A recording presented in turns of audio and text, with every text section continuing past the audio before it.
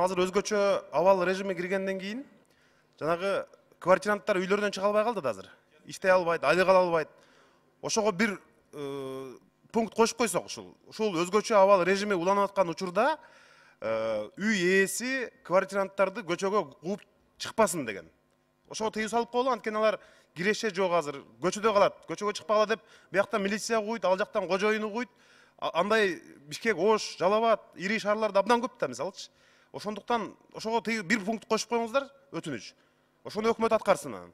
Рахмат. Бул токтом экинчи жолу каралып атат. Биринчисине негиз катары кабыл алып бергенбиз. Анан кийин атайын комитетке жөнөттүк. Катышыңыздар, кат жүзүндө жазуу бериңиздер дедик. 2 жума ошо комитетте каралды. Депутаттардын сунушу, кат жүзүндө берилген сунушу ошо комитетте каралды. Бардыгы бүттү, эми бул жерге келди. Азыр дагы чыгып алып сунуш берип атасыздар. Бул сунуштарды азыр комитет карайт.